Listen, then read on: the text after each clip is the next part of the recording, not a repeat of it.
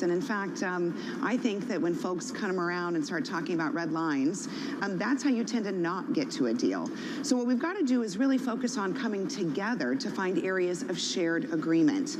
The default, the possibility of default, is a threat to every single one of us in this nation, regardless of whether they're a Democrat, Republican, or an independent. So our goal here has to be about solving the challenge and doing it together. Now, if you ask me about what should I think we do about the debt limit and default, the bottom line is that both political parties are guilty of playing fire when it comes to the debt limit. When either party is in the minority, they demand requirements from the other party in order to get to a deal. And unfortunately, that's been happening for years, and it's a mistake, it's wrong. We should never play with fire when it comes to the full faith and credit of the United States of America. Now, here we are Senator, today. We know that you have had a long history of relationships with some of the key players in these negotiations, a long working relationship with House Speaker Kevin McCarthy, with Steve Ricchetti, who is negotiating on the side of the White House, as well as the OMB Director, Shalonda Young. So what are you telling them directly? How have you been involved in these conversations? Well, the good news is that we've now got the right people in the room to have the conversation and come to an agreement. And I am beginning to feel more and more confident each day that such an agreement will occur. We've got some really good news here. One is that Kevin McCarthy has said over and over he doesn't want to have a default. His folks are in the room negotiating to prevent a default and solve this challenge. Steve Ricchetti and I have negotiated many a deal together in the past several years, and he's a good voice for the president. And Shalonda Young, she's the smartest person in the building. She knows the budget and appropriations inside out. So with those folks at the table, I feel confident that they're going to come to an agreement and that we'll be able to stave off default and get back to the business of governing our country.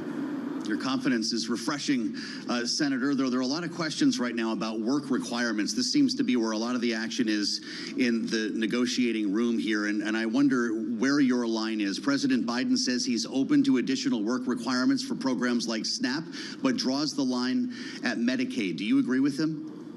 It's funny because you keep mentioning the word line, and as I mentioned at the beginning of our conversation, when folks put up red lines, it makes it harder to solve the problem, not easier. The reality is in our country, we've long had modest work requirements for some entitlement programs, and continuing those makes relevant sense. The conversation about whether or not we'll have fewer or more of those in the future is really a discussion that belongs in the negotiating room, not on television cameras. If ultimately that is included in the package, Senator, would you still vote yes to that deal? I like how you guys keep trying to come back to the red line question, and I'll just tell you right here and now, I'm not going to answer it.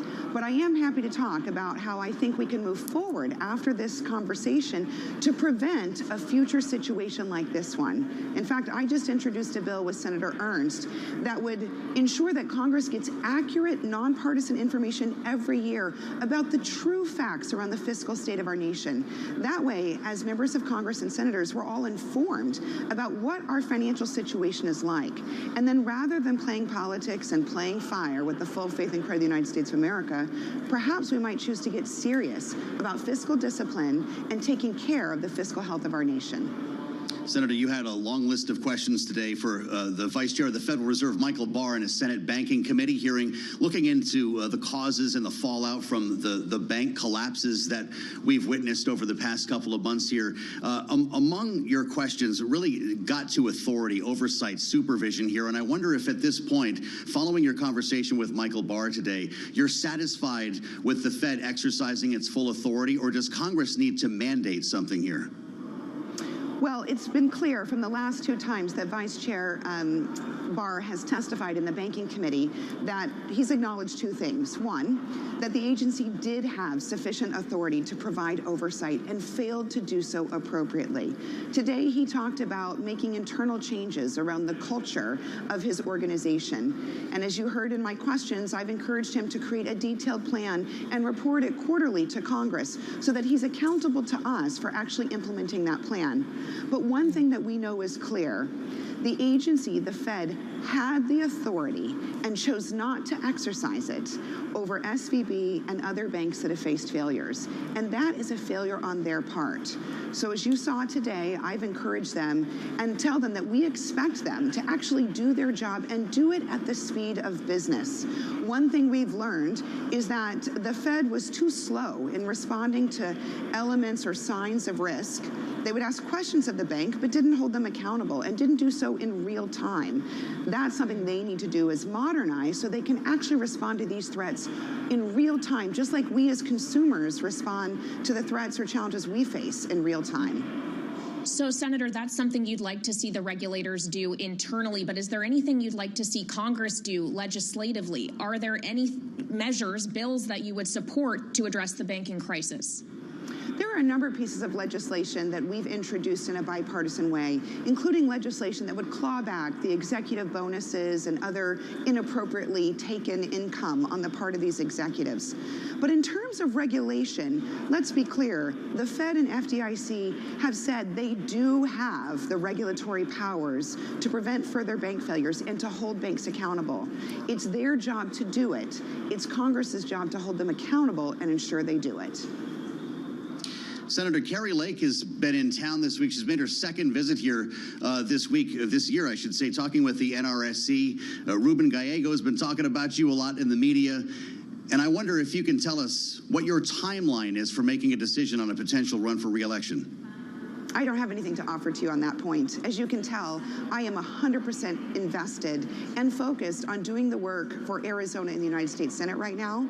As I say, politics can wait to another day, but right now we have so many challenges on our plate. Arizonans can count on me to stay 100% focused on meeting those challenges. But as you do your work in the Senate and look towards your future, can you rule out caucusing with the Republican Party? Well, I've been asked and answered that question numerous times. And as I said just about a week and a half ago, you don't leave one broken party to join another. Arizonans and Americans across this country are hungry for leaders who are not invested in one party or the other, and who don't march to the drum when they're told to do something, and who, importantly, are willing to get out of those partisan boxes and solve the challenges we face in our country. I've demonstrated to Arizonans over the last 20 years of service that I can be that person and have been that person, and I know they can count on me to continue doing that work. So folks can count on me to be the same independent voice I've always been. I have to ask you about an important issue for your state, and I know it's something that you take very personally, Senator, and that's what's happening at our southern border. You're up with a bipartisan bill to extend Title 42. That was rescinded. Are you getting support in that effort in the Senate? Well, I'm so glad you've asked about this, because it's the #1 issue on Arizonans' mind right now. When the administration ended Title 42 without an appropriate plan in place, once again, the burden falls on the shoulders of Arizona's border communities. And of course, this is a growing humanitarian crisis for the migrants themselves. So Senator Tillis and I have introduced a bill to extend the elements of Title 42 so that the administration can do what it should have done over the last 2 years, which is prepare for the end of this program. We are growing in support and have gathered 6 co-sponsors of both political parties, because people all across the country are seeing what's happening in states like Arizona and Texas. They see migrants coming to their own states in the interior, and they know that this system is broken. It's time for us to give more opportunity for the administration to prepare for the end of Title 42. In the meantime, Senator Tillis and I are continuing to work on our bipartisan framework in a bicameral way to actually address the deeper causes that are creating this problem. So securing our border, solving our broken asylum system, addressing our visa issues, and continuing to work to solve this in a bipartisan and bicameral way. On the subject of it being bicameral, of course, ahead of the end of Title 42, we did see an immigration measure passing in the House. They called it the Secured the Border Act. Are there parts of that you could get on board with? Where is the opportunity here for compromise? Well, it was an important step forward that House Republicans passed a border security package. There are parts of that package that are very useful and some parts that aren't very practical or helpful. But what's important is that there was movement. We haven't seen movement in a bicameral way in over 20 years in Congress on immigration. So this was an important first step. Now, it'll be no surprise when I tell you that I've been working with my colleagues in the House for months as they were developing this legislation, and we're continuing to work together as the Senate will create a bipartisan package to overlay and make changes to their piece of legislation and to add in elements that are important, like asylum reform, visa issues, and our Dreamers. So we have work to do, but I'm heartened by the fact that they're moving forward. In our remaining moment here, Senator, President Biden has taken fire from both sides of the aisle on this issue of the border. What does he not understand about this?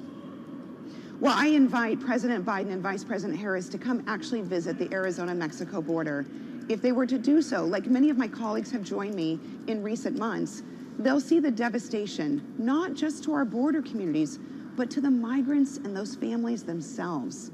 The reality is the system is broken, and we need both enforcement on the part of the administration and changes on the part of Congress to fix the law and solve this problem once and for all.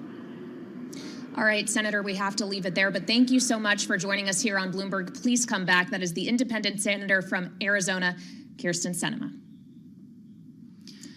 That wraps things up for us here on Bloomberg Sound On as we send things back to New York. I'm Joe Matthew in Washington, along with Kaylee Lyons. Interesting conversation there. Indeed. With the senator from Arizona. We'll be following up on that, of course, as we send things back to New York. I'll meet you back here tomorrow on the fastest show in politics. For Kaylee Lyons, I'm Joe Matthew. This is Bloomberg.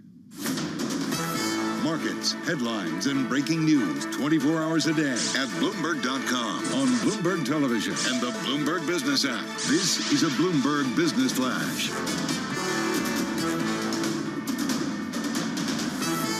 It's 3:05 on Wall Street. We do check markets all day long on Bloomberg. Stocks are trading mixed. Treasury yields are climbing on speculation the Federal Reserve will need to raise interest rates again as inflation remains elevated.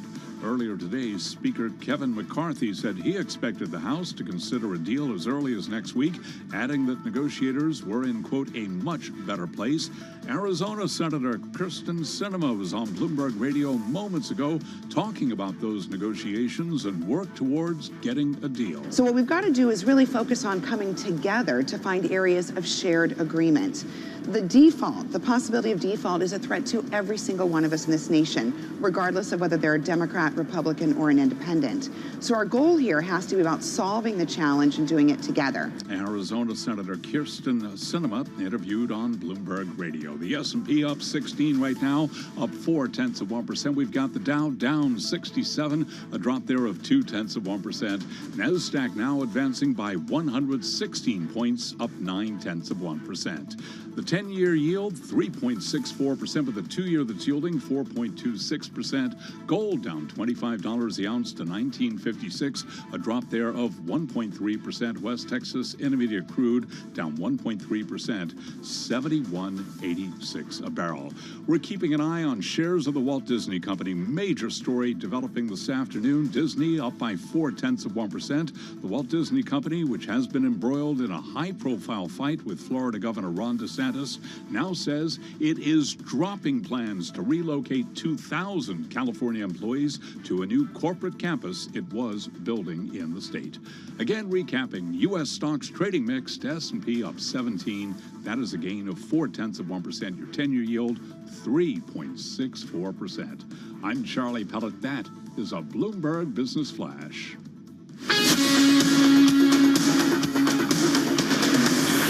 This is Bloomberg Business Week with Carol Messer and Tim Stenevec on Bloomberg Radio.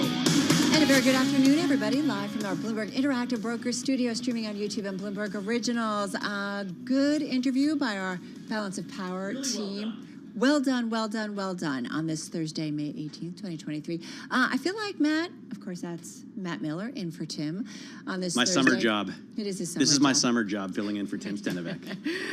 Hey, I really do feel like investors, certainly on the equity side of things, are saying, come on, DC, let's just get this done so we can move on. Yeah, I don't know why investors haven't moved on already, right? Now that they're negotiating, both sides are optimistic. They're even lauding the other side's negotiators, right? Kevin McCarthy said he thinks Biden has some good people in there on his team. Let's move on. It's going to get done, and we're not going to default. So next. Yeah, but it's like, show me the money. I don't know. We had a rally yesterday on optimism, and I feel like right now we're just, treading some water. All right, we're going to get in that. We're going to talk about, though, we're seeing interesting moves in yields because they're climbing on speculation the Fed will need to raise rates again. That higher inflation, folks, it hasn't gone away. We know about that. So with that in mind, Matt, we're going to talk about some interesting things. The Fed may be getting ready to upgrade its outlook despite some of the risks that are out there. And then a story that you've been a little obsessed with today. Is the $1 trillion in T-bills that could flood the market. Really, I don't think flood is the right term because the net result would be a sponging up of liquidity. And so that could be bad in terms of the market reaction to the debt ceiling, even if we don't default. So there's a lot to talk about around that. Also, as you said, the Fed, a lot more people are pricing in a cut, and people are betting, a hike, and people are betting against cuts now. So I don't get it. It's just, come on, flim flam. It just moves around. We're going to talk about Disney. We're going to talk about Netflix. This is one of our best performers in the major equity averages. We're going to talk about King Dollar No More. It's the cover of the new issue of Business Week. And then we're going to talk a little bit about travel. Ready to go somewhere? Yeah, where are we going? I don't know. We'll work on it. I guess right now where we want to go is out to the West Coast because we do want to talk a little bit about Disney. Stocks just a little changed today, but we did have some headlines just a little while ago. Disney, embroiled in a high-profile fight with Florida Governor Ron DeSantis. Well, now Disney coming out saying, nope, not going to do it. Dropping plans to relocate 2,000 California employees to a new corporate campus it was building in Florida. So let's get some context. We also want to talk a little bit of Netflix because it's an outperformer today. With us is Bloomberg News entertainment editor Chris Palmieri. With us on the West Coast, Los Angeles specifically, on the phone. Hey, Chris. Good to have you here with Matt and myself. Disney, let's go through this. The back and forth continues. I feel like at a point to the Disney side of things, maybe. Boy, it's been fascinating to watch. I mean, this is just this feud just keeps getting more intense. I mean, it's we kind of expected Bob Iger to be a little bit more of a diplomat. Instead, he's really come out swinging. Almost every appearance he's given, he's said that this is nuts. That this is retaliation. What Ron DeSantis has done to the company, and now he's putting action behind that even further with not moving 2,000 workers to the state. So what was the plan, Chris? Who are these workers? What is the unit? What was the plan? And what's going to happen now? So this was announced in 2021 by the previous CEO and Bob Chapek, and it was an idea to consolidate more of the theme park senior people, the Imagineers, the people who design the parks, consumer products, and all that in Central Florida, because Florida is the theme park capital of the world. And it was very unpopular internally. A lot of people didn't want to make the move. These culture wars really sort of intensified the opposition internally. People didn't, a lot of gay employees at Disney just didn't feel comfortable making the move. So they already sort of delayed it, and partly due to the opposition. And now they're just killing it entirely. They still, Disney that is, employs about 70,000 people in the Orlando area. So a little bit of perspective out there. I'm reading a story on the Bloomberg, and it talks about the mayor in Orlando, Buddy Dyer, saying that Disney's going to outlast Ron DeSantis, the current governor in Florida. I do wonder if DeSantis does what he says he's going to do and run for the Republican nomination for president, how that might change politics for Disney potentially in that state. Well, I can't confirm Disney will probably outlast all of us. It's a 100-year-old company. That's true. This year, but Mickey and Minnie are still going strong. President DeSantis could make life even more miserable for the company in so many ways. Taking this to a whole new level in terms of taxation and international investments, and so it's very strange that this feud hasn't been settled. There's so much at stake for both parties. It's very unusual to see a governor attacking his state's largest taxpayer and employer the way DeSantis has these past few months, and so. There's lawsuits, and governor talked about building a prison next to Disney World, and now these latest moves. I mean, it's just very strange behavior. Let's talk a little bit about Netflix. You're out there in Where are you? Los Angeles? You're in Los Angeles, right, I am, Chris? yes. All right. So Netflix is big there. It's big all over the country, and the stock is doing really well today. What's driving this trade? It's up more than 10%. It was up more than 10% at one point. No, it's the number one gainer in the NASDAQ 100. It's also top in the S&P 500. So you're right. It's up about 9-10%. Well, with some good news yesterday, Netflix appeared at the first ever upfronts, and so the first ever upfronts for them, right? I'm surprised we're even still doing upfronts at all. But now Netflix shows up. It's morphed into a showcase for streaming services. That's even what the traditional media companies were promoting. And they announced that they had 5 million users of their new ad-supported plan. And, of course, this was a big initiative started in November to try to get more revenue from subscribers and also more subscribers by offering a lower cost $7 a month plan. There's been a lot of skepticism about the acceptance of the plan, both from advertisers and from users. And 5 million in context, I mean, is 233 million worldwide. It's not nothing, and so I think the market is viewing that major strategic initiative positively at this point. But it does say about the changing times and world of content and where people go for it. And I do think it's interesting, how much we're seeing, obviously, right? It's not a new story, Chris, but, more and more advertising being done, certainly on the streaming services. Yeah. I mean, this is the growth part of the industry at this point, because we're seeing really a plateau in subscribers. You saw Disney losing subscribers. Netflix obviously had some challenges over the past year, although it's resuming growth. But, there's only so many people they can sign up when you're getting over to, in the hundreds of millions. So they've got to find new ways to generate revenue.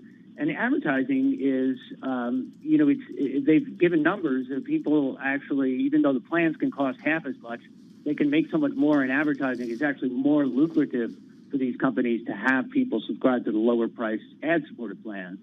And of course, advertisers are happy. They were afraid they were going to get cut out of this whole streaming world, and that's a tens of billions of dollars of market. So this really is a big push for the whole industry. I got to say, I am shocked at this red headline that just came across the terminal. I mean, Chris, you may have been expecting this, but are you going back to Disney? Yeah, I'm going to go back to Disney because I just see red headline that just came across the terminal. I mean, Chris, you may have been expecting this, but are you going back to Disney? Yeah, I'm going to go back to Disney because I just see breaking news here that Disney is going to close the Star Wars themed hotel in Florida, the Galactic Super Cruiser, or Galactic Star Cruiser, I think it was called.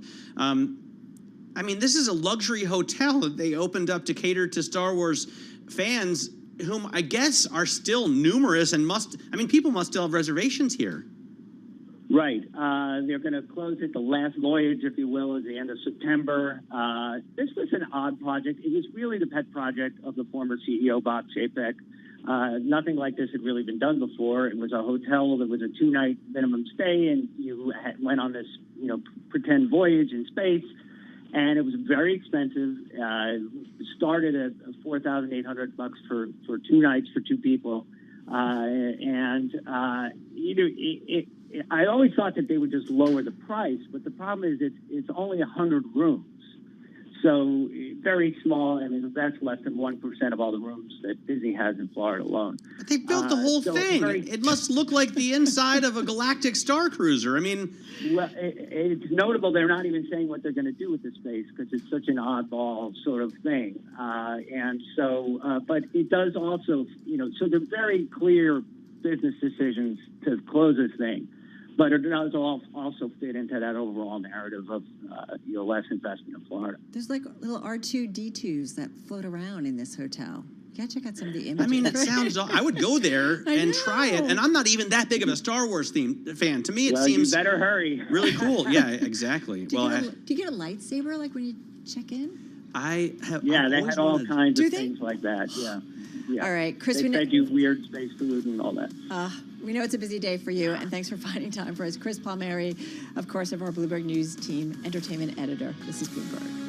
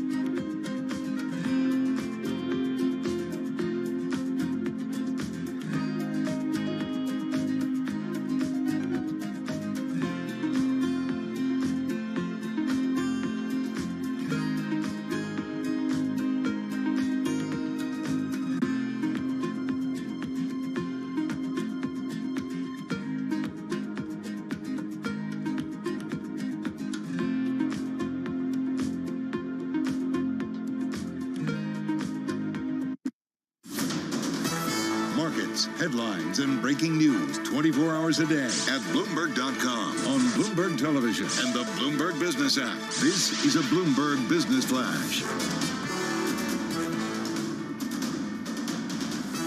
It's 3:21 on Wall Street. We do check markets all day long at Bloomberg. The Walt Disney Company, which has been embroiled in a high-profile fight with Florida Governor Ron DeSantis, is now closing a luxury hotel at Walt Disney World, as well as dropping plans to relocate 2,000 California employees to a new corporate campus it was building in the state. Shares of the Walt Disney Company, they are now up by about 0.5%. Treasury yields are climbing on speculation the Fed will need to keep rates higher for longer as inflation remains elevated. We've got the 10-year at 3.65%, the 2-year 4.27%. S&P now up 23 points, up by about 0.6%. The Dow now lower by 10 points, down less than 0.1%, little changed. Nasdaq up 144, that is a gain of 1.1%. Gold, $19.56 the ounce. Spot gold down 1.3%. West Texas Intermediate crude down 1.2%, $71.95 a barrel. As for the overall market backdrop, Katerina Simonetti is Senior Portfolio Manager at Morgan Stanley. It certainly is an interesting time in the market. Earnings have been pleasantly surprising, but is this enough to really carry us into another bull market with all these risks on the horizon? We have the debt ceiling situation, and this is just one of the components. She mentioned earnings. Walmart reported this morning. The retailer now up by 1.1%. Applied Materials reports after the close of trading. I'm Charlie Pelleton. That is a Bloomberg Business Flash. All right, Charlie Pellet, thank you so much. Carol Master along with Matt Miller live here in our Bloomberg Interactive Brokers studio on YouTube and Bloomberg Originals. So among our most read stories on the Bloomberg has to do with Fed officials likely to deliver their biggest upward revision to the U.S. economic outlook since 2021. That to happen next month. This is kind of as a result of some of the stress in the banking sector, a looming debt default, which we continue to report on here in Bloomberg. And, at the same time, Matt, all this is going on, but we continue to see some strong economic data points continuing to come out, certainly in the labor market and elsewhere. Yeah, absolutely. I mean, there is still some debate. We've had a couple guests the last few days have said the labor market is tight. Yeah. And we've had a couple of guests who say the labor market is really starting to show some signs of weakness. So there is also a lot to debate in terms of what's happening in the markets, right? Some people are betting on, more people are betting on the Fed to cut this year, I think, than not. But there are a few outliers who say, no, that's not going to happen, including, obviously, Jerome Powell himself. And then some people are betting that the Fed is going to raise rates again in June. Which is kind of wild, right? I feel a little whipsawed. So let's get to it with our Bloomberg News economics reporter, Steve Matthews. He joins us on CAM in our Atlanta bureau. We want to start with Steve. Hey, Steve, good to have you here. So talk to us about this Fed reset that we might get. So, Carol, every 3 months, the FOMC comes out with new forecasts, and they forecast what's happening with GDP, the unemployment rate, inflation. And, at the beginning of the year in March, when they did these forecasts, they were essentially predicting almost 0% growth for the year. They were looking at 4.5% unemployment rate in the fourth quarter. As we have moved into the year, the data has surprised on the upside. I mean, Matt is correct that, there's been kind of a mixture of positive and negative data, but, the labor market has shown the unemployment rate near record lows. You've had stronger payrolls numbers. Car sales are at like a 12-month high. The same is true of new home sales. So it's like there are lots of strength. The Atlanta Fed's GDP now, the kind of GDP tracking is showing nearly 3% growth for the second quarter. Goldman Sachs GDP tracking is showing around 2%. So when the FOMC goes in June and has to rework its forecast, it is going to have to raise its GDP forecast. Even if it thinks there's going to be a slowdown in the second half of the year, it's going to have to substantially raise its GDP forecast for the year. It's going to have to substantially cut what it's seeing happening with the unemployment rate, because we're just not going to end with the fourth quarter at 4.5% unemployment. I mean, that would require more than a full percentage point in a very short period of time. That would take a really severe recession for that to happen. That's not going to happen. So all of this is going to be the context for how they're thinking about policy in June. You know what, Steve? Anna Wong, who is the chief U.S. economist for Bloomberg Economics, and I feel like she's very bearish, but she's incredibly smart. She Absolutely. has an amazing resume and PhD from, Anna. I believe the Booth School in Chicago. She says, in the scenario where a default is avoided, but extended brinksmanship triggers market stress, and I feel like that's the most likely scenario right now. She says a short, mild recession that they're currently forecasting becomes a deeper one, with annualized GDP decline of 1.8% in the second half of this year. And she says the unemployment rate rises to 5.3% by mid-2024 versus 4.8% in their baseline. And I feel like their baseline is already super bearish. I mean, 5.3%, that would be like making another 2 million people unemployed, right?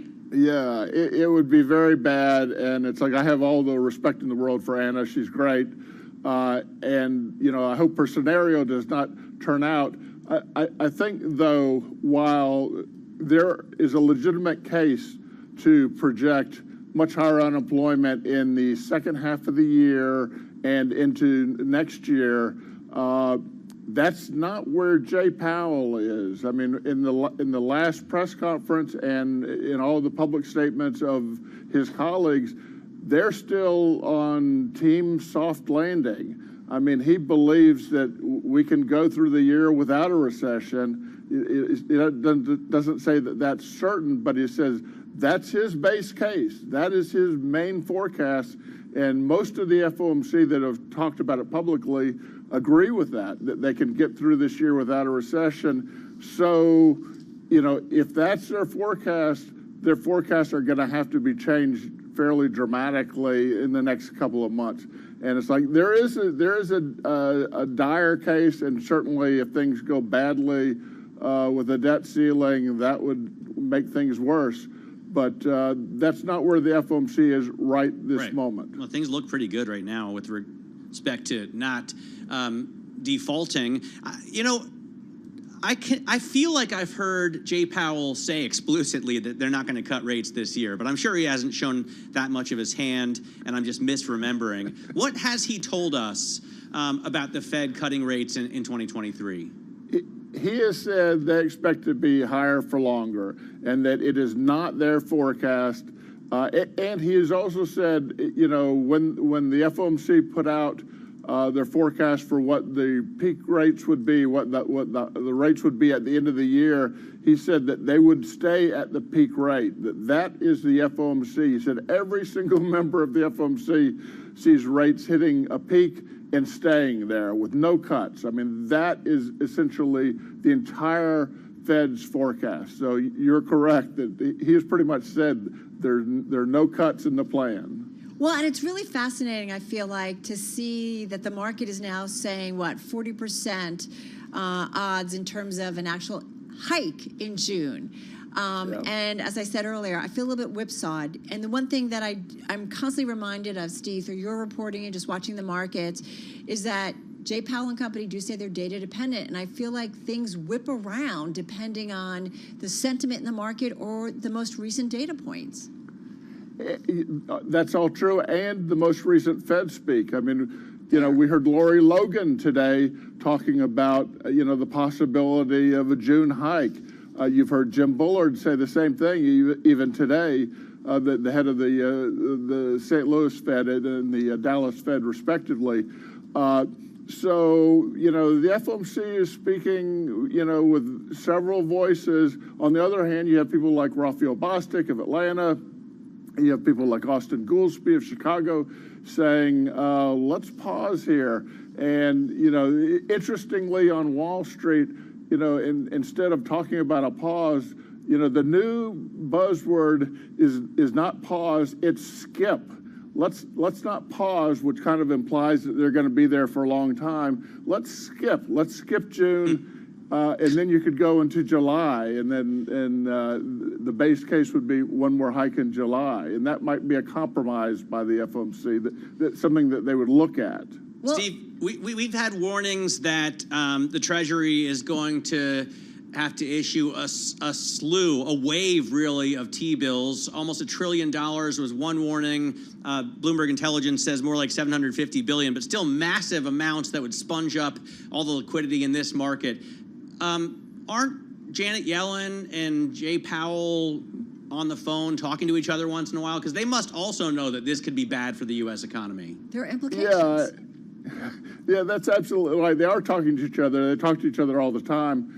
The view of the Fed right now, and some of this may be just for public consumption, maybe they're doing more behind the scenes, but the view of Fed leaders is if there's a catastrophe with the debt ceiling, there's not a whole lot the Fed can do about it. That it's not their problem. It's somebody else's problem.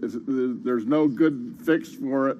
And, in a way that puts pressure on Congress and the administration to get something done. And it seems to be intentionally pressuring policymakers to get something done. But basically the message from the Fed is, it's not our problem. We can't fix it.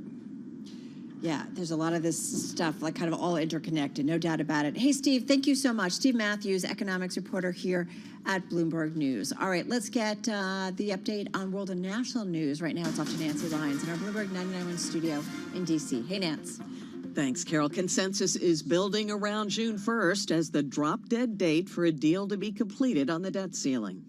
A new analysis from the Bipartisan Policy Center shows payments due that day, June 1st, driven by bills from Medicare, retirement, and veterans benefits, will outpace revenues by about $75 billion. The report says another $22 billion in net outflows will hit the next day, June 2nd. That combined $97 billion could eat up well more than half the Treasury Department's remaining resources that have kept the nation from sliding into default. In Washington, I'm Nathan Hager, Bloomberg Radio. The U.S. Supreme Court is leaving in place a broad liability shield for social media companies for content posted by users.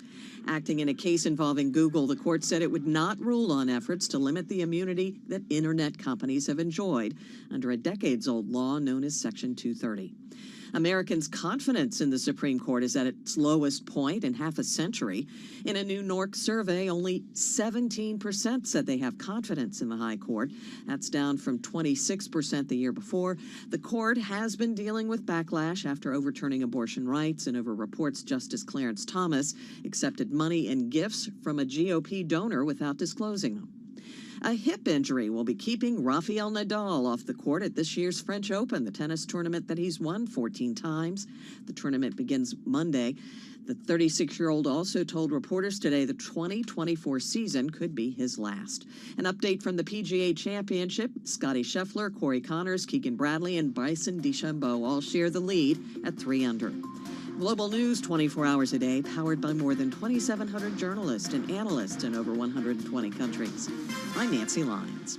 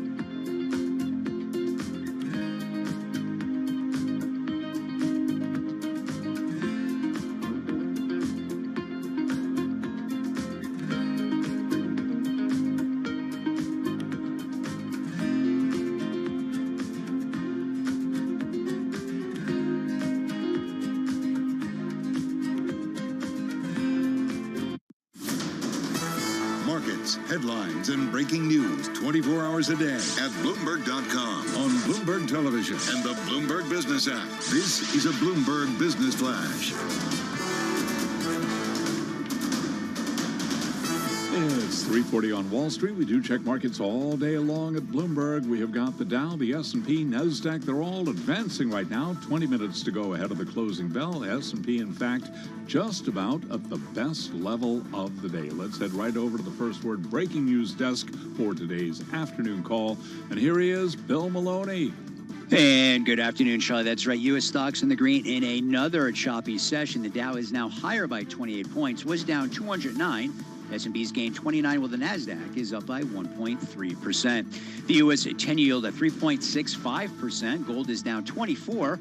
Oil trading in the red, and Bitcoin is lower by 2.6%. Of the main 11 S&P sectors, leaders were tech and telecom, utilities and real estate were under pressure. And leaders to the upside in the Dow, Intel and Salesforce, while Procter & Gamble fell 2.1%. and led to the downside. Regarding the debt ceiling, McCarthy says we are at a much better place than a week earlier. And in other news, Disney cancels plans to move 2,000 workers to Florida. After earnings, Walmart gained 1.1%, and wrapping things up, Applied Materials reports after the bell. Live from the First Breaking News Desk, I'm Bill Maloney. Charlie? Okay, we thank you very much, Bill Maloney. And right now, again, the S&P best level of the day. To hear live breaking news over your Bloomberg, type squawk, SQUA, on your Bloomberg terminal. I'm Charlie Pelleton. That is a Bloomberg Business Flash. I'm driving in my car. I turn on the radio. How about you let me drive? Oh, no. Who's gonna drive you home? Honey, please, I'll do the driving. Drive on. Excuse me, I want to drive. It's the question that drives us. This is the Drive to the Close. That funky music will drive us till the dawn. On Bloomberg Radio. All right, everybody, we've got just under 18 minutes left in today's trading session. Time for the drive to the close on this Thursday. We've got equities up pretty much at their best levels of the session. We've seen yields also move up. I'm taking a look at a two-year note with a yield of 4.25, just rolling over, but nonetheless, certainly a bump up there. Let's get to it, though, and check in with Jeff Schwaber. He's CEO at the Institutional All Asset Manager, Blue Rock Capital Markets. He joins us on Zoom from Newport Beach, California. Hey, Jeff, good to have you here on Bloomberg. How are you? I'm doing great. Good to see it's an up day, and real pleasure to be here. Thanks for having me. It does feel like there's some enthusiasm, maybe some calming down. But it's kind of been wacky if you think about where their markets are thinking rates are going to go. It just kind of changes what it feels like from day to day, week to week. Having said that, you play a lot in the real estate space, and I'm curious about what you are seeing specifically in terms of opportunities or signs of caution. Yeah, sure.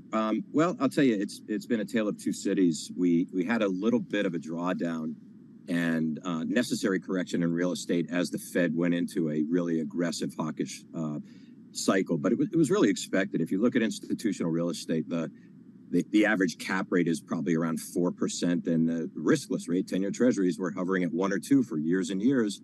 And then after all the hikes, the riskless rate went up to 4%. So you almost had to have a decompression to create a necessary return premium for something that has greater risks than something backed by the full faith and credit of the federal government. So that's occurred, and we're really setting up for a nice little bullish scenario here, we believe. Well, as you know better than most, real estate, it's not all the same bag, if you will. I mean, there's residential, there's office. You know the worries on the office space. We're thinking a lot about real estate.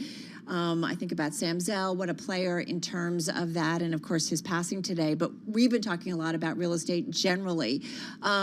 When you break it down, logistics, warehousing, apartment dwellings, if you will, single family homes. I mean, where is it that you guys are seeing some of the opportunities? I mean, if I look at your Blue Rock Total Income and Real Estate Fund, you guys have been, beating most of your peers on an average basis annually over the last 5 years. So I'm curious where you are putting new money to work, where are you holding back on?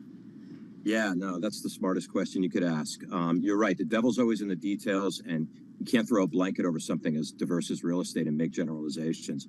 We are extremely underweight office and retail, and our highest conviction sectors are the industrial sector, multifamily and single-family rentals, as well as some debt in that space with Freddie Mac, et cetera.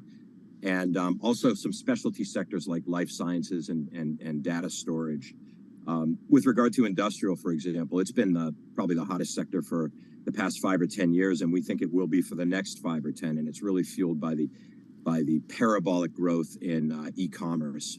We probably need 1 billion or 2 additional square feet in the next 4 or 5 years of industrial real estate to satisfy the demand. And frankly, you can't build it. You can't build it fast enough. And rental bumps are probably 5x the historic norm of 2 or 3% right now. I am curious too, this old adage, location, location, location. So on something like industrial, and we're seeing it pop up around the country, but is there a geographical play, or I'm assuming when they're building industrial, they're going to put it in places that make sense in terms of serving the e-commerce market, so that maybe location isn't such a big thing? Yeah, no, you hit the former, certainly. So in real estate, there's this old expression that, and they refer to it as the smile markets. And so picture a map of the United States and draw a smile. So you go from Washington State, down the West Coast, and then across the Sun Belt, and then up the Eastern Seaboard. And e-commerce and multifamily are really driven by demographic in-migration, and that is by far excelling most in the Sun Belt. Probably from the Phoenix area over to Florida, Texas, Florida, up the Eastern Seaboard to maybe the Carolinas, et cetera. And it's really almost a 2 to 3x growth curve, and people who have focused there, like Blue Rock, have significantly outperformed. What about in terms of the rate environment? How do you think about that specifically and the impact? We certainly have seen it initially really kind of drag down the residential space, certainly the single-family homes. It feels like we're kind of working our way through it, if you will.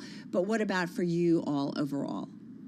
Yeah, there's a couple things to consider. The first is if you're utilizing leverage. We do, but rather conservatively.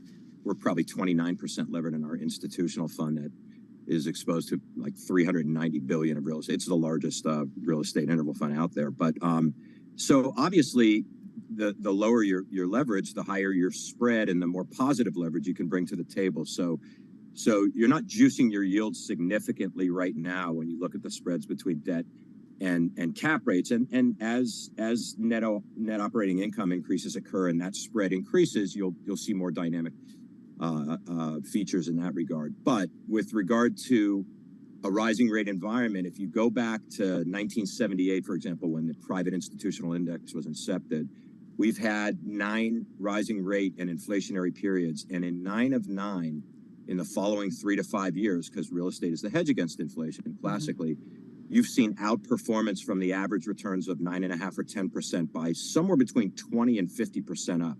You generally get 12 to 14% coming out of that rising rate cycle after the cap rate decompression. So we're hunkered down and positioning for what we believe is going to be a significant leg up over the next few years. You said you're extremely underweight office, extremely underweight retail office. I recently was out there on the West Coast at Milken and moderated a panel that was specifically on real estate. We talked a lot about office. The theme that seemed to come away from it was that if you are in top tier properties, you're going to be fine in office. But if you're in, lower tier locations geographically, or just lower types of properties, it's going to be tougher for you. How are you seeing the office play? And is there at some point, though, an entry point for you? And just got about 45 seconds. Yes, sir. I think you hit it again. Office comes in so many forms. There's CBD, Central Business District, multi-tenant office, downtown skyline, suburbia, et cetera. It's like a stock picker's market. It's a building picker's market. You have to be, like you said, in the high gateway MSAs and in higher occupancy areas. But we do believe anytime anybody said office is going to be dead, it's been misproven. So there will be entries, but we're staying our hand as we right now. All right. Well, this was fun. Come back soon. Love to continue the conversation. Joining us, Jeff Schwaber. He's CEO at the institutional all-asset manager Blue Rock Capital Markets. Joining us from the West Coast on Zoom from Newport Beach, California. All right, everybody. Coming up on 11 minutes left in today's trading session. We've got another leg up when it comes to the equity trade. NASDAQ, really the outperformer, looking at a gain of about 1.4%. And we do have yields moving up as well. We're going to you down to the close shortly. You are listening and watching Bloomberg Business Week. Carol Master along with Matt Miller, and this is Bloomberg Radio.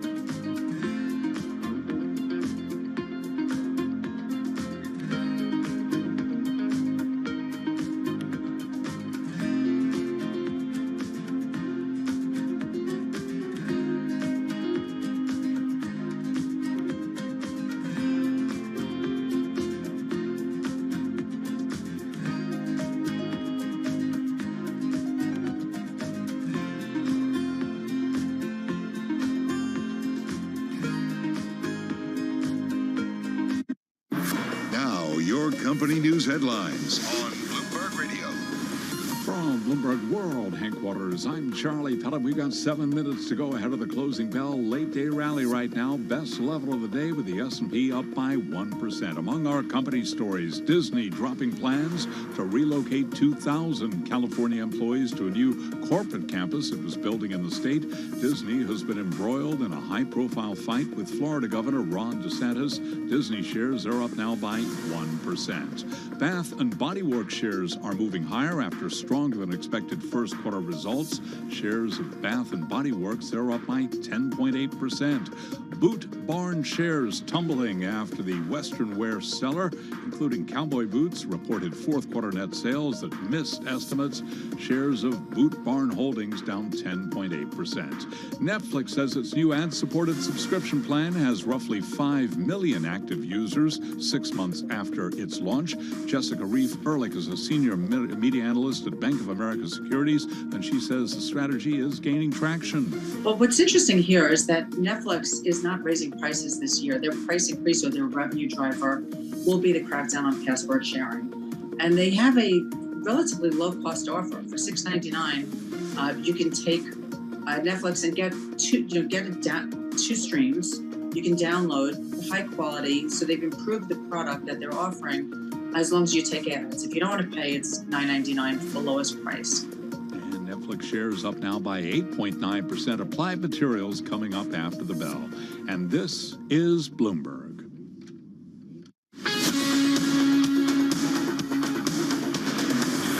You're listening to Bloomberg Business Week with Carol Messer and Tim Stenevec on Bloomberg Radio.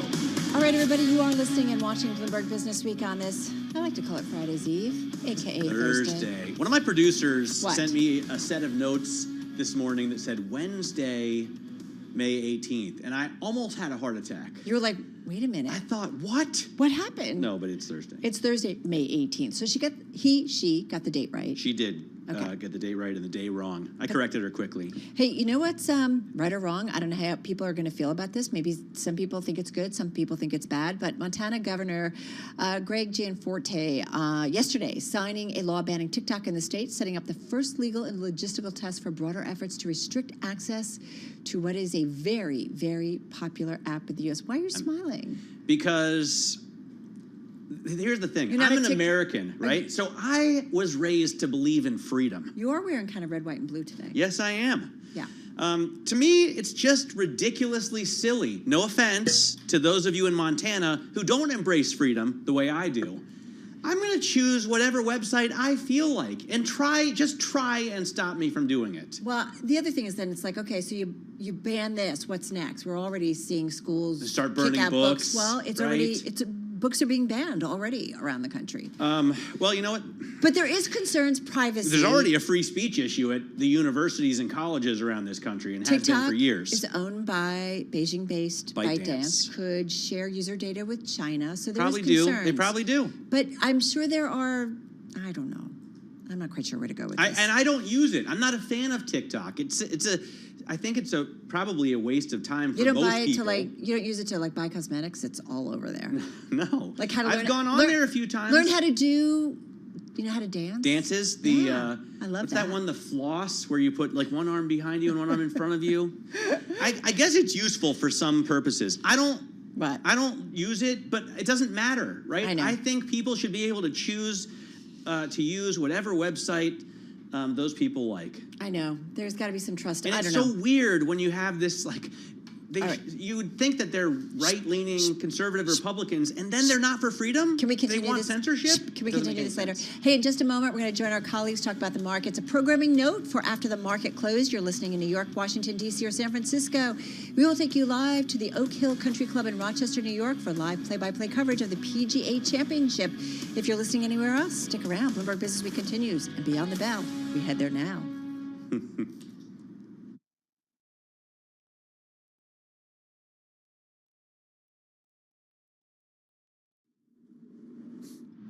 Beyond the bell, Bloomberg's comprehensive cross-platform coverage of the U.S. market close starts right now.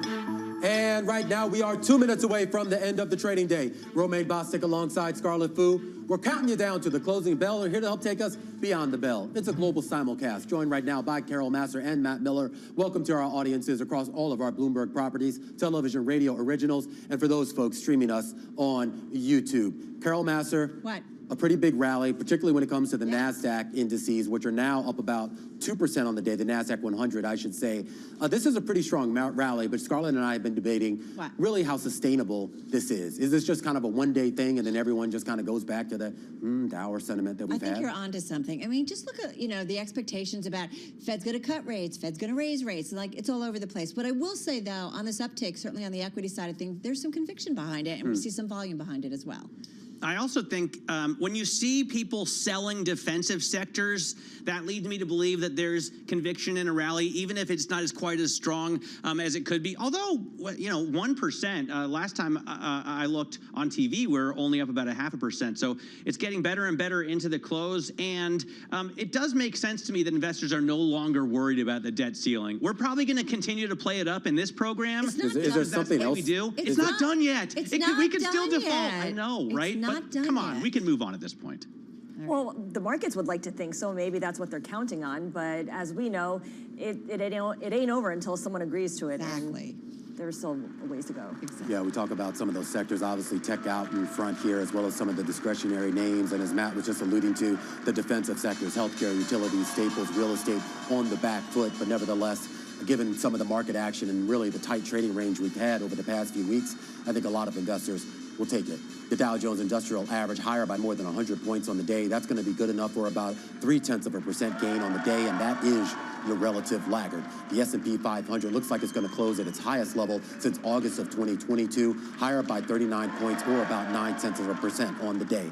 The NASDAQ 100 and the NASDAQ Composite both higher by 1%. The Composite up by 1.5%. And we should point out the NASDAQ 100, which has been the perennial outperformer all year long, now at its highest level since April of 2022, a fresh 52-week high. The Russell 2000 participating as well in the rally. Carol, up 0.6%. Yeah, and listen, also helping the rally is the semiconductor area. You've got the stocks up about 3.2% here. Micron above them, up about 4% here. You had Micron getting that $1.5 billion investment from Japan. So there's a lot going on in that sector.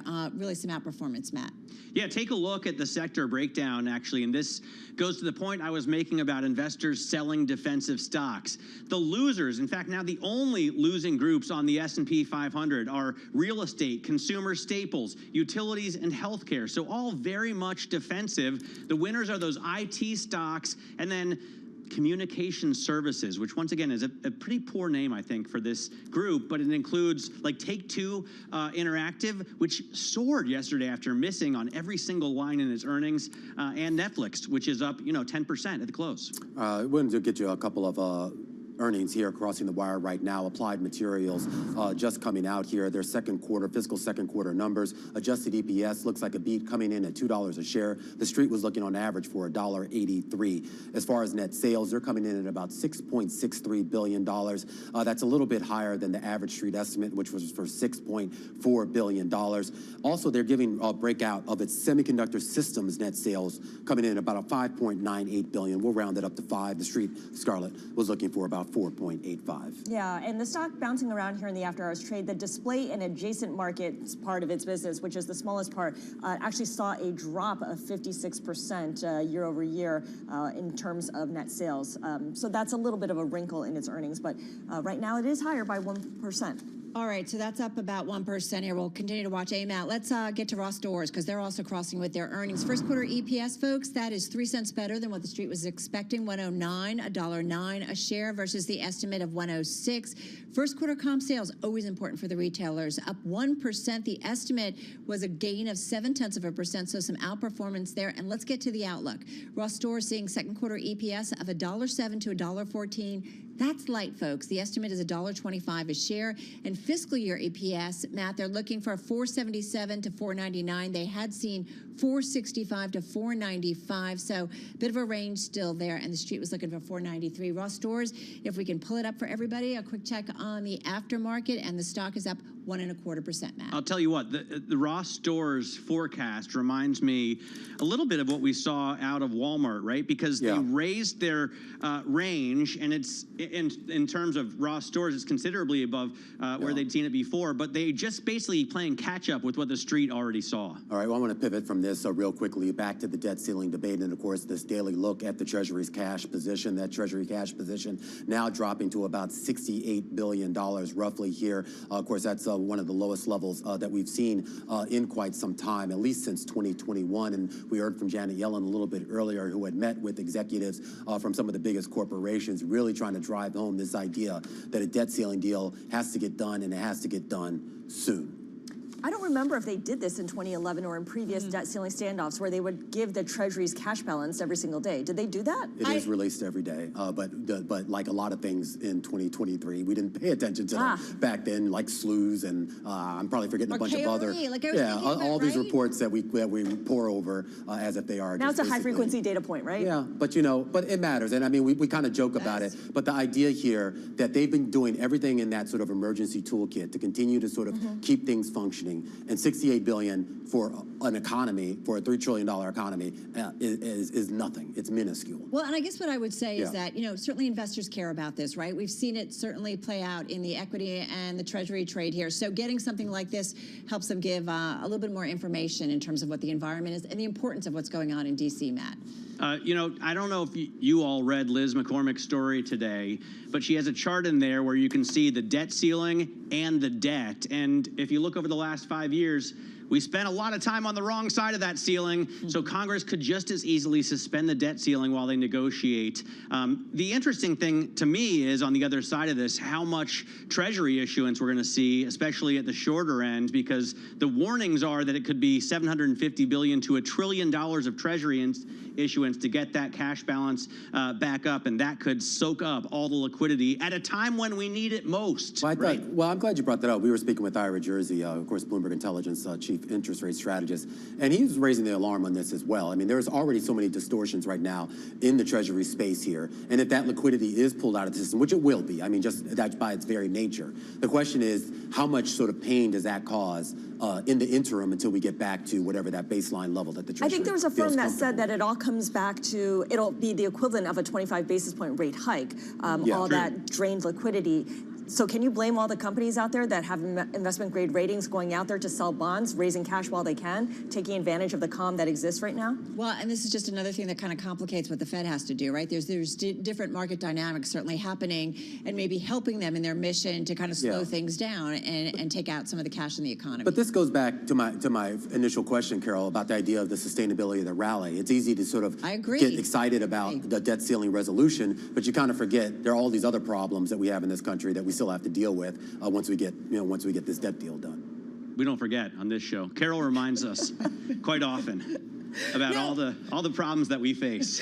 No, but I do think about it, right? I mean, the debt is still going to be out there, and we've got to think about that longer term. But I do wonder about the economic growth going forward. We keep pushing out recession. Yeah. I mean, do we just kind of write it off at some point? I don't know. Look at Anna Wong's forecast. I know. Oh my goodness, is it bearish? Well, what is it right now? 4.8% unemployment in the middle of next year, and possibly as much as 5.3%. Those weekly jobless today don't show that. Yeah, I mean, well, they've been, they do good research, but they've been on the bearish side for a good portion of the last 12 months or so. I am curious, though, did you listen to some of the commentary we got out of the Fed members today, particularly with Philip Jefferson and Lori Logan? Obviously, everyone making a big deal about the Fed skip, if you will, instead of a Fed pause. But they all seem to make clear here that they don't see the fight against inflation over, which my reading of that is don't expect any rate cuts anytime soon.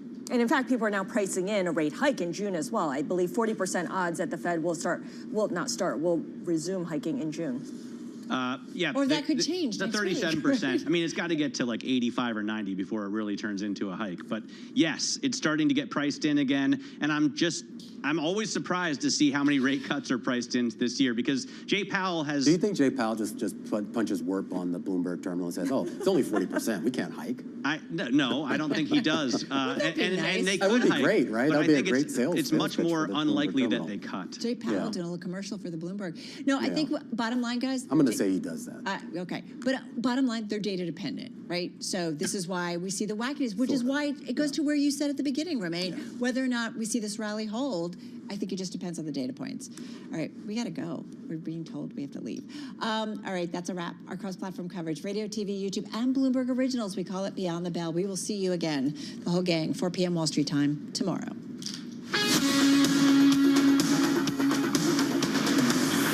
This is Bloomberg Business Week with Carol Messer and Tim Stenbeck on Bloomberg Radio. All right, everybody, you are listening and watching Bloomberg Business Week on this Thursday. Carol Messer, along with Matt Miller, Tim, is on leave. We got to get back to retail because it's been in focus all week. It was in focus again today because of a big earnings report from the retail sector. We're talking about Walmart. We got Walmart coming out. They lifted their annual profit forecast after its discount model powered new market share gains among U.S. consumers. Do you shop at Walmart? I would if there was a Walmart near me. They're like not around here. Yeah, there's not one within, I think, 25 or 30 minutes of me. But sometimes if I go on trips, I believe it's a corporate out strategy. west, Do not put a Walmart near Matt. I had a really interesting encounter one time. My little brother, who was not yet 21, he was yelled at to get out of the beer section. So he stepped a couple of feet out of the beer section, and then someone offered him an AR-15 to try out, because the guns that they had were right there. And I thought it was so funny that they didn't care like buy if he a played gun. with the weapons, but he certainly wasn't allowed anywhere near the beer. Okay. To be continued in a Bloomberg opinion piece. But in the meantime, let's talk a little bit about retail because we've got a great duo. Brendan Case is U.S. retail reporter at Bloomberg News on Zoom from Dallas, and Jen Bartoshis, she's senior retail staples and packaged food analyst at Bloomberg Intelligence. She's on the phone from Princeton, New Jersey. Hey, Brendan, let's kick it off with you. So walk us through Walmart specifically. That's a big player, we know.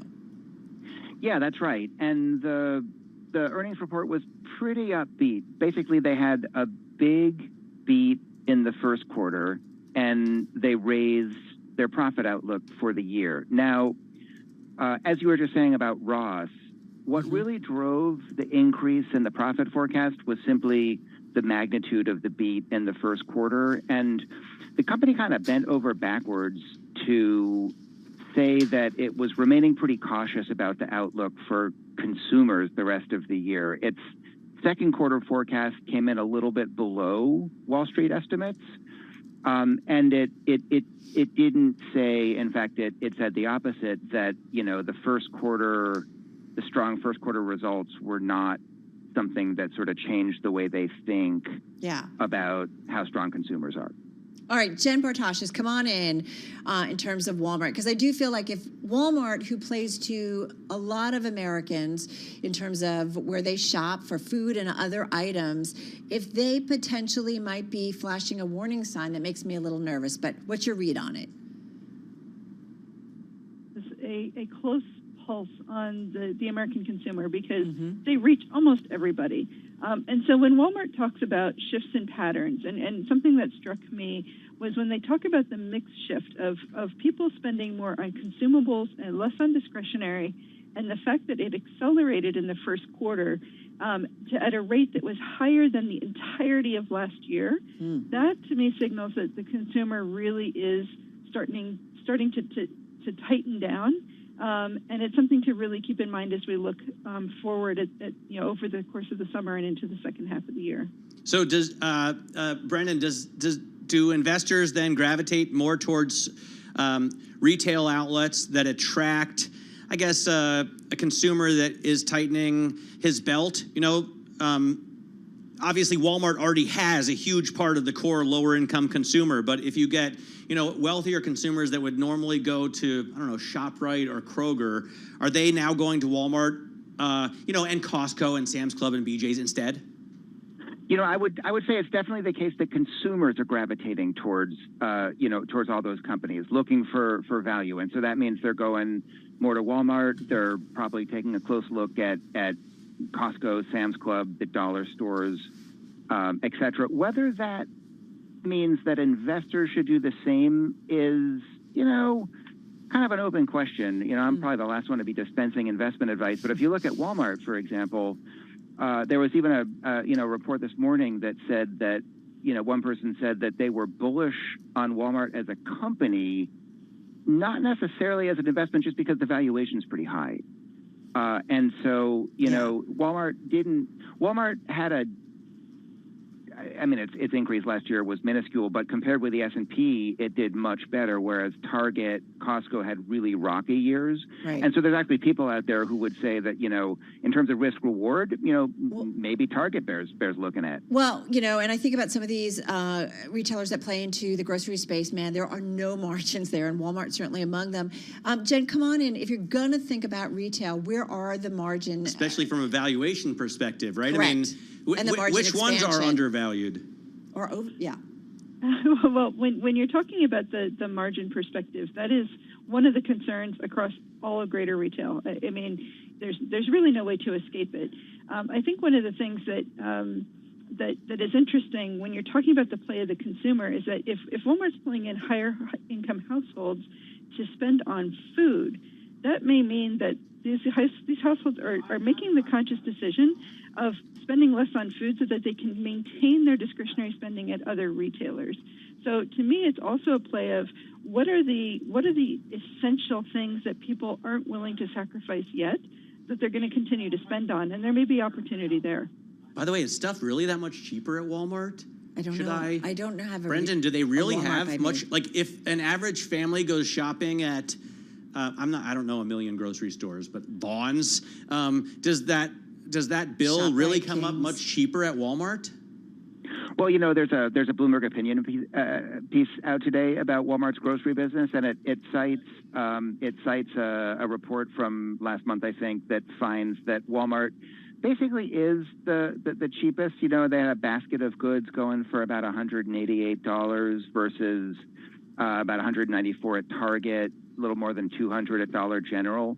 That pretty much tracks with my experience as a consumer. I live in Dallas. It's Walmart's biggest market in the country by metro area.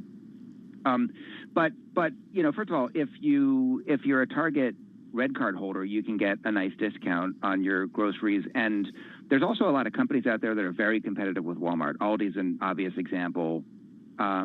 Here in Texas, H-E-B is very competitive with Walmart. So, it does have an edge, I think, generally speaking, on average. Whether that means that that's true for every last consumer, I mean, it depends on the person. Jen, how are you thinking about the space here? As we've gotten through a bunch of earnings this week, we get a bunch next week as well. It continues. I don't know.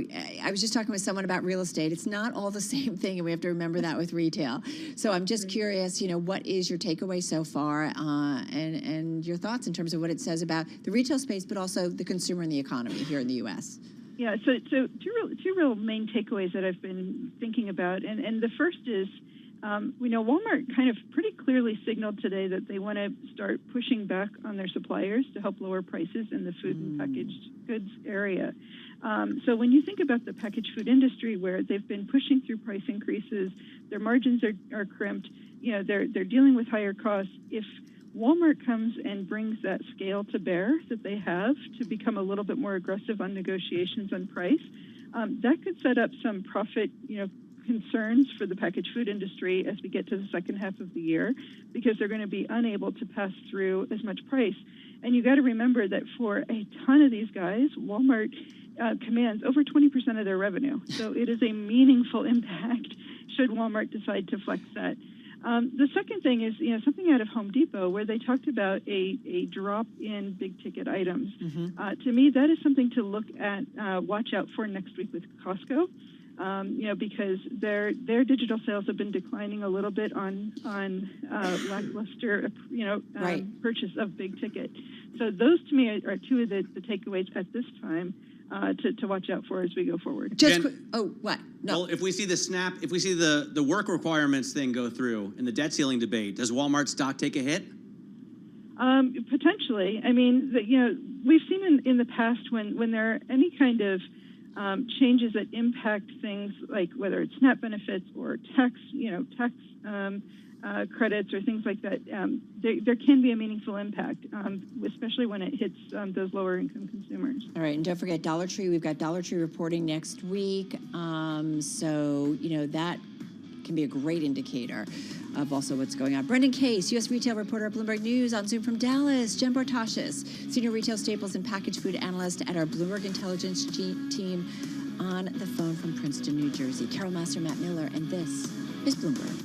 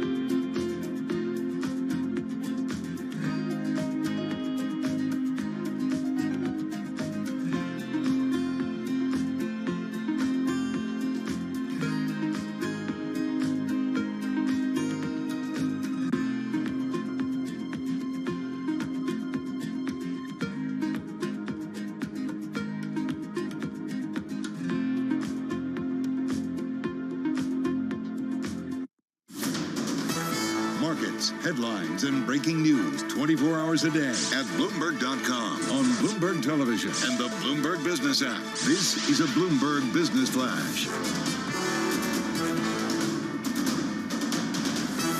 Let's 421 on Wall Street. We do check markets all day long here on Bloomberg. Applied Materials shares lower after hours. It forecast adjusted EPS for the third quarter of $1.56 to $1.92. Estimates had been for $1.63. The Dow, the S&P, and NASDAQ all advanced today.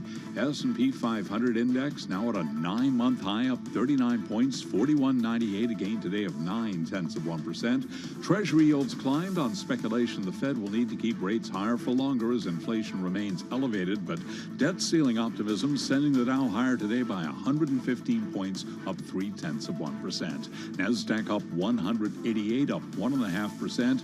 10-year yield 3.64%, with the 2-year 4.25%. Gold down $24 the ounce to $19.57. That's a drop of 1.2%. West Texas Intermediate crude 72 even a barrel, down 1.1%. Shares of the Walt Disney Company rallied today. Disney up 1.1%. Disney, which has been embroiled in a high-profile fight with Florida Governor Ron DeSantis, is closing a luxury hotel at Walt Disney World and dropping plans to relocate 2,000 California employees to a new corporate campus it was building in the state.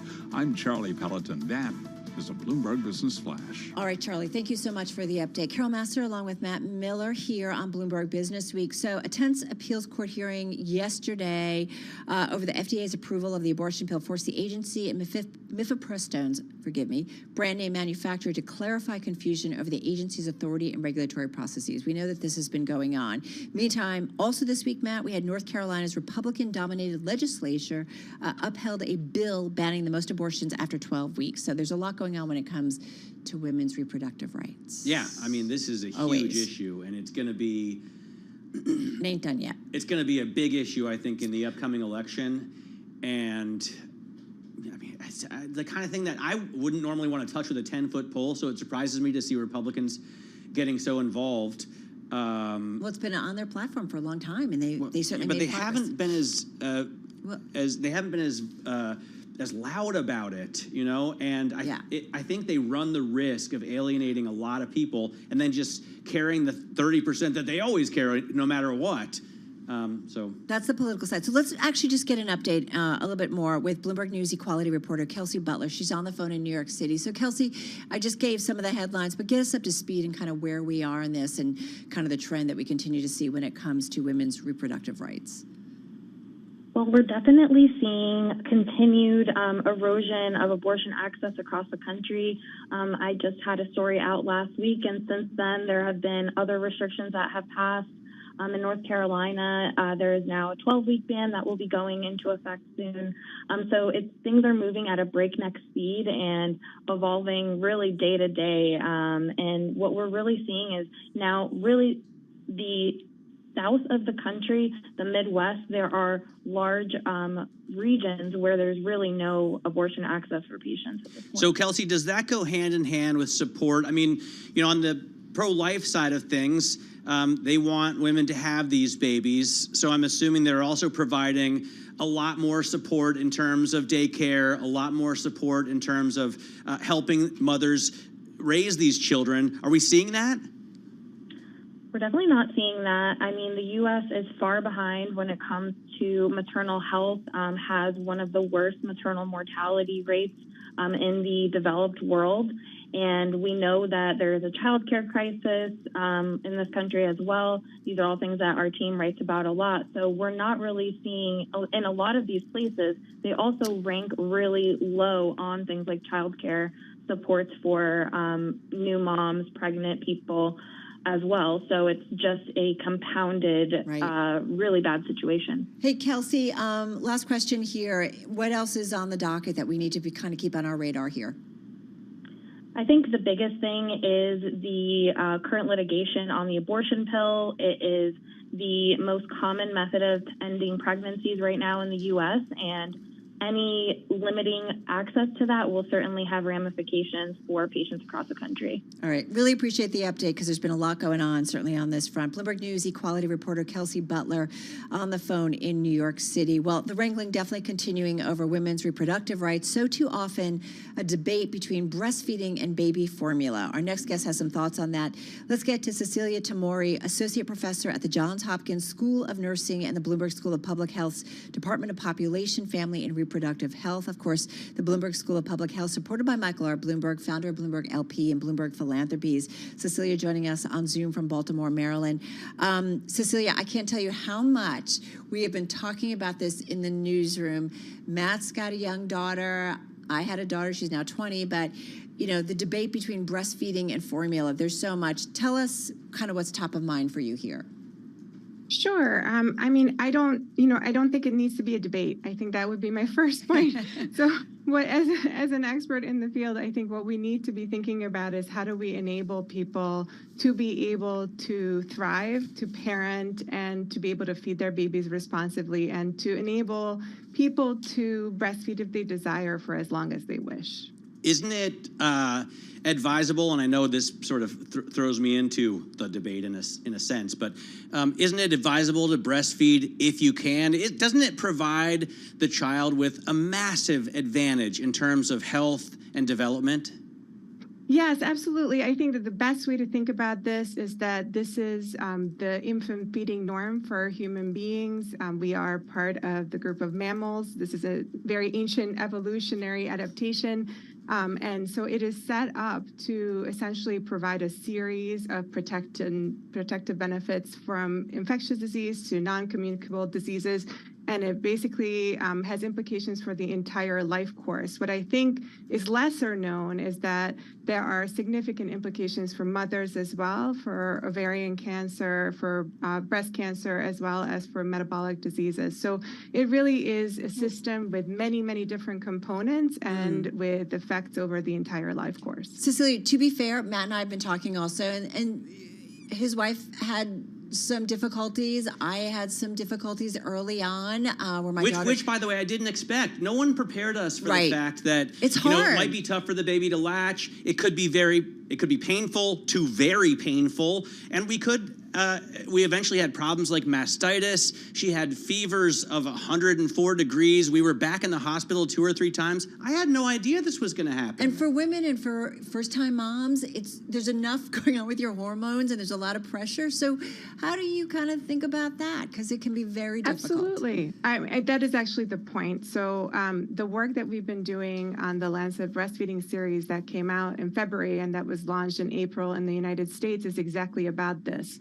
So the argument that we're making is that it's not up to individuals to address systemic failures. It's actually a whole society responsibility to enact policies that support people much, much better than these experiences that you have just shared with me, which are very common and part of the reason why we do the work we do. What do you mean in terms of policies? So a whole series of recommendations that we made. So we really are thinking about this as a systems kind of approach. So this is multiple systems coming together, the health system. So implementing a series of steps that we know work to actually support people within the health system, from the baby-friendly hospital initiative to skilled support to community steps that follow people postpartum, to workplace policies, which I think we need to mention and highlight, because as the previous reporter also mentioned, we are extremely far behind among even wealthy countries. We are the only OECD nation that lacks federal paid leave and has minimal supports for people at the workplace when they do return to work. So many people are forced to return. It's so to insane work quickly. Considering you have, a large group of people in this country that are so opposed to abortion, and yet they don't back any kind of support for the resultant babies. And the other thing that really grinds my gears, Cecilia, is that if men had these problems like mastitis, which most men have no idea what that is, if men had babies, we wouldn't be then talking. doctors would research and treat the problems better, right? I looked back into after my wife came down with this for the second or third time, I looked back into the research and found the only reason that doctors started looking into it at all was because cows weren't producing enough milk. It's truly unbelievable. It's an appalling situation, and that's one of the things that we actually call for is much more attention for healthcare providers in their training on lactation. And interlinked to that, also we call for regulations on the marketing from commercial milk formula makers who have been aggressively marketing products and undermining breastfeeding, using a series of very sophisticated and far-reaching tactics.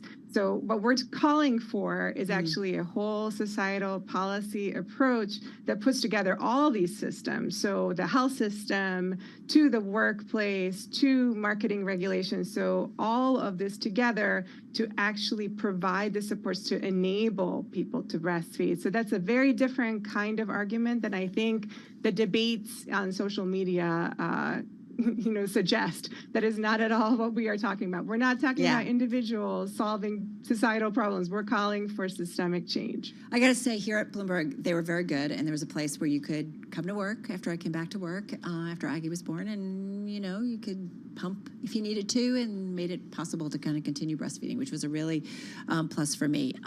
Cecilia, thank you so much. I feel like we don't talk about this enough, and feel like this was just a conversation that needed to be had. Cecilia Tamori, Associate Professor at the Johns Hopkins School of Nursing and the Bloomberg School of Public Health's Department of Population, Family, and Reproductive Health, on Zoom from Baltimore, Maryland. Any final thoughts there, Miller? I just think it's a good conversation to have, and we need to keep talking about it until we treat it like a real health issue. And real support. Yeah, exactly.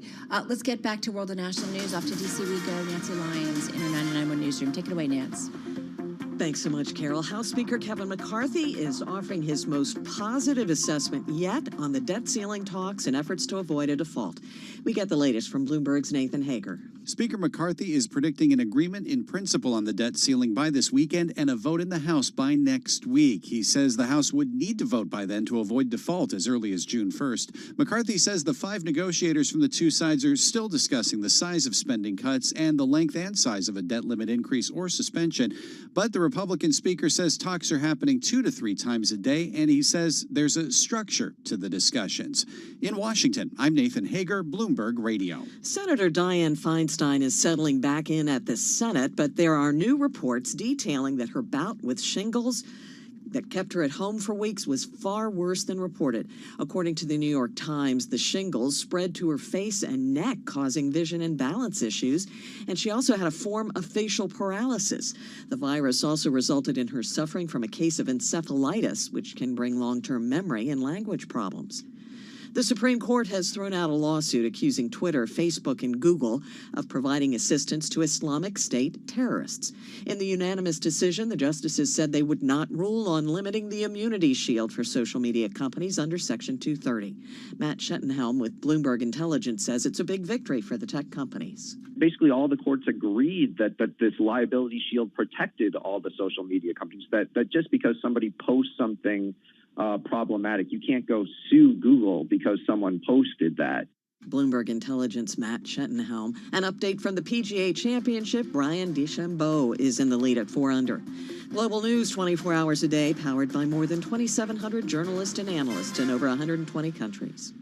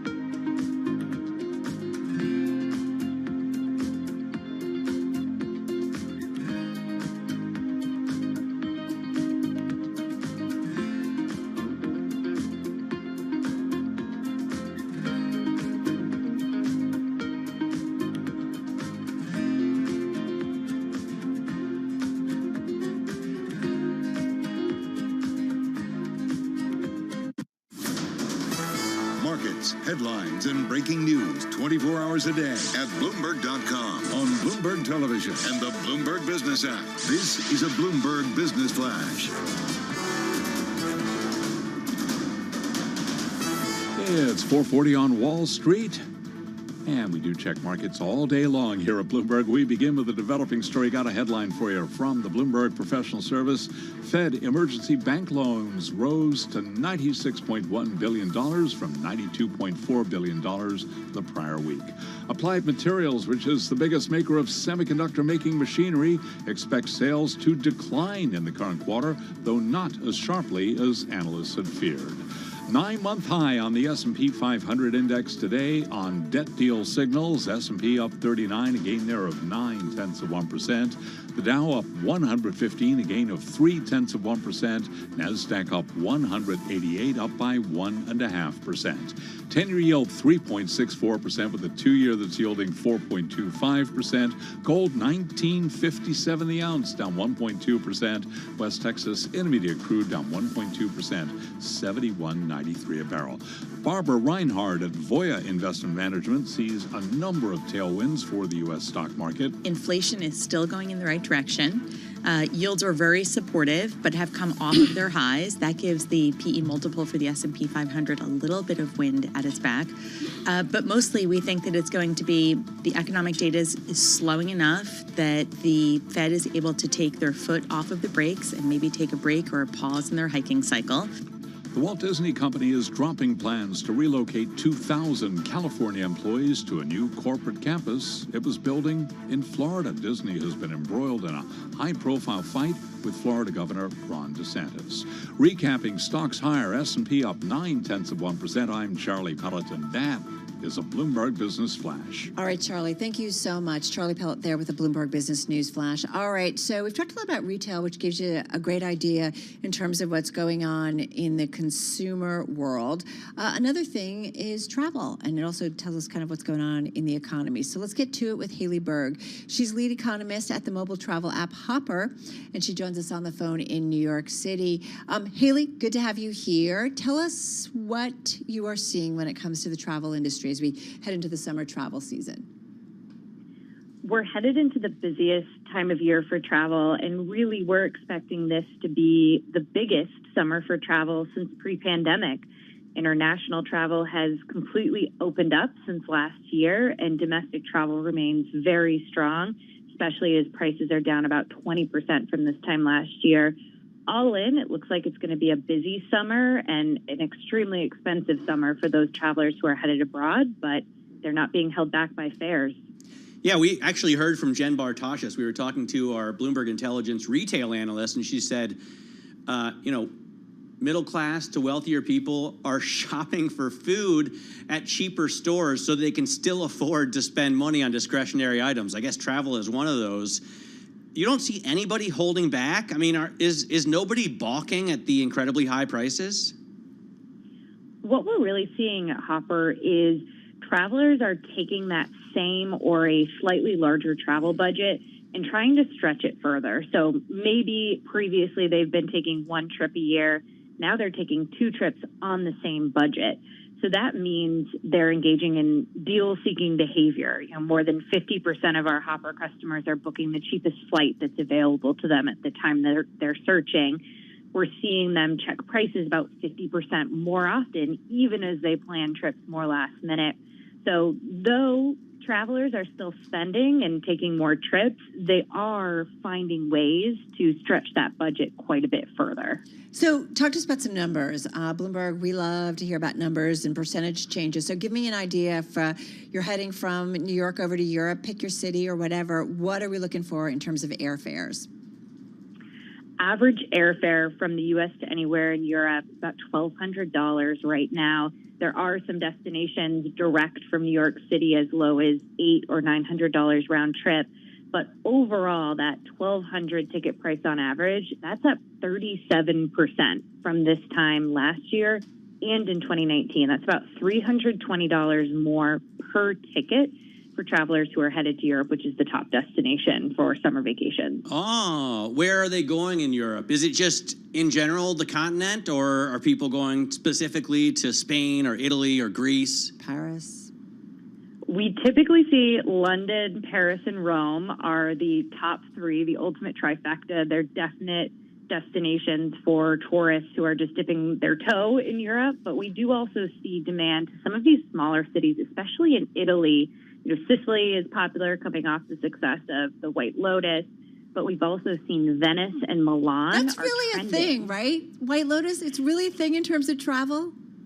It absolutely is. We call it set jetting. It happened with Croatia and Iceland when Game of Thrones was released. It's happening People with died, Yellowstone. in White Lotus. I'm just saying, it was a little eerie. It was great, though. I loved both seasons. I will say, pro tip to those looking to travel to Europe over the summer, it is extremely hot in Southern Europe. If you want to go to Sicily in August, I don't want to be with you because you are going to be pouring with sweat.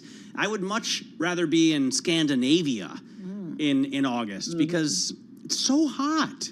The Spaniards don't even go outside. They just sit inside and sleep all day, and then at night they go in the pool. That's why September and October are actually the best bet for travel to Europe. You'll pay as much as 30% less than you will to go in June or July. Temperatures will be better. And keep in mind, Americans are on vacation all summer. Europeans often go on multi-week vacations in August. So if you're going in August, you're going to be facing crowds of tourists from around the world. September is going to be lighter crowds, less expensive for accommodations and airfare. So what's your advice for folks who want to travel? Plan ahead if possible. So right now, you're booking way too late if you want to go somewhere internationally this summer. You are going to pay quite a bit more, and be flexible. So if you can plan ahead to go this fall, get lower prices, fly midweek if possible, you'll save about $50 to $100 on domestic airfare, $150 to $200 on international, and fly early in the day. Delays, cancellations, twice as likely to hit you if you depart after 8 a.m. So there is something to taking that first flight out of the day on a Monday or a Tuesday. It will save you some stress. It will save you some money as well. What about Airbnbs? What's your verdict on, we went to Austin for the MotoGP a couple weeks ago and hotels were like $1,000. We found an Airbnb that was less than half the price and it was pretty good. I mean, no one comes to change your sheets every day, but it was nice. And, with the extra money, we were able to go to more expensive restaurants for dinner. We can send you. You okay? To see rental homes. Yes. Go ahead and have some water. Rental homes, extremely popular, especially around destinations at the beach or Disney. Disney's hugely popular for vacation homes. Often larger groups of family members are there, and it really helps bring down the cost of maybe getting multiple hotel rooms. But keep in mind that those rental homes can book out really far in advance, especially in popular destinations. And hotel rooms, on the other hand, drop in price when you book at the last minute. So weigh your options. If you're looking for more space, rental homes can definitely be more economical. But at times, if you're booking last minute, hotels, you can get a fabulous deal, especially in big cities. All right. We're going to leave it there. We're going to let you go get some water because I'm a little worried about you. Haley, come on back soon. We'd love to continue with you at a future date. Haley Berg, lead economist over at Hopper, joining us on the phone in New York City. I do want to mention a headline crossing. Pfizer? Yeah, let's do it. The maternal RSV vaccine is the first to win FDA panel support. Panels were questioned about preterm births in those vaccinated. This is a big deal. Respiratory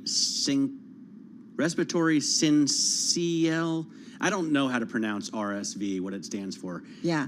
All I know is that it's a respiratory virus syncytial? that I have started hearing about. Really, this year is the first time I've ever really heard about it. And it's a big problem, apparently, especially for kids. A lot of schools had issues over the winter with RSV.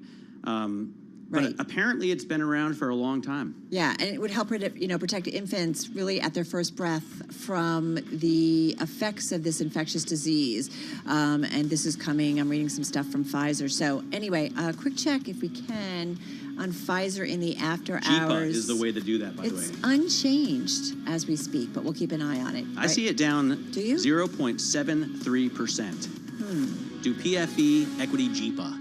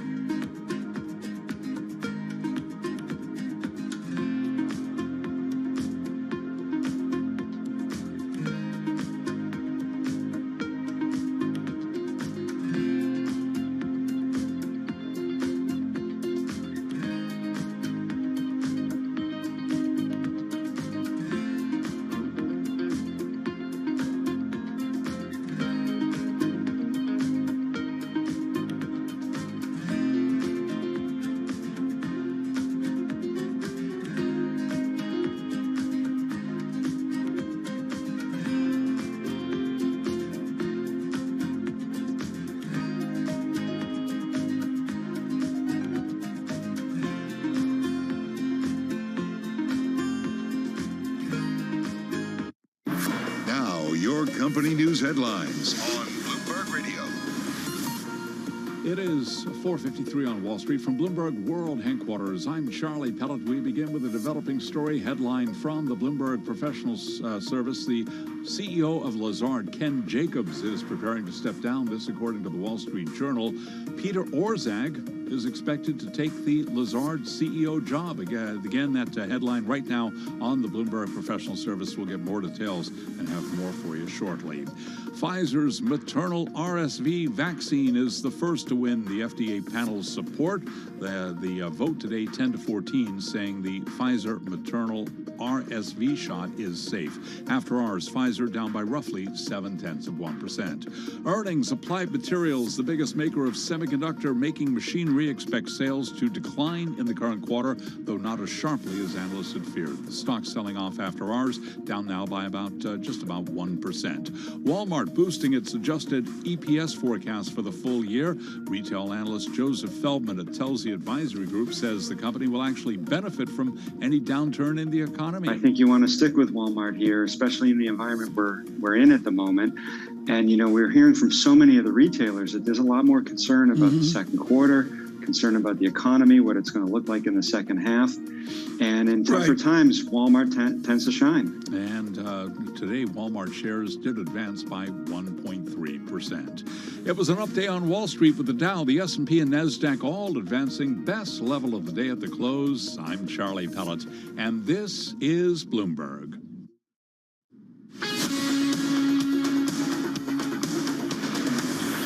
You're listening to Bloomberg Business Week with Carol Messer and Tim Stenevec on Bloomberg Radio.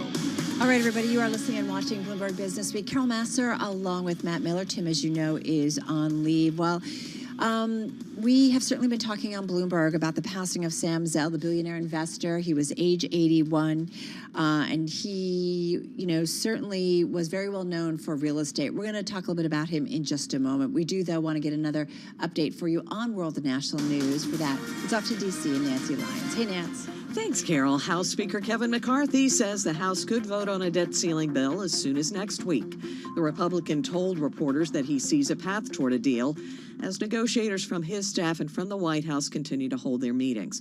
In order to avoid a historic U.S. default, McCarthy says the House will need to vote by next week on any compromise bill. President Biden is in Japan, where he's meeting with G7 leaders. White House National Security spokesman John Kirby says China and the challenge it poses in the Indo-Pacific will be key on their agenda. We are not asking countries to choose between the United States and China. They get to decide what their bilateral relationships look like and who they associate with and what that association looks like. John Kirby spoke with Bloomberg earlier today.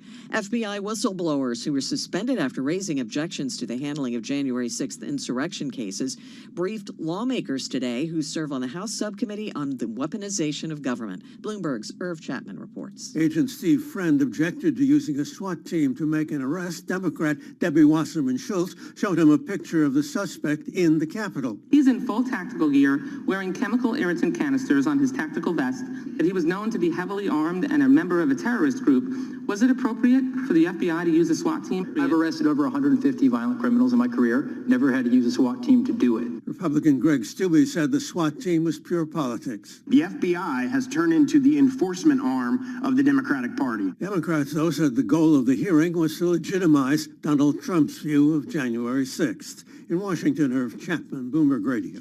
An update from the PGA Championship. Bryson DeChambeau is in the lead. He is at 4 under.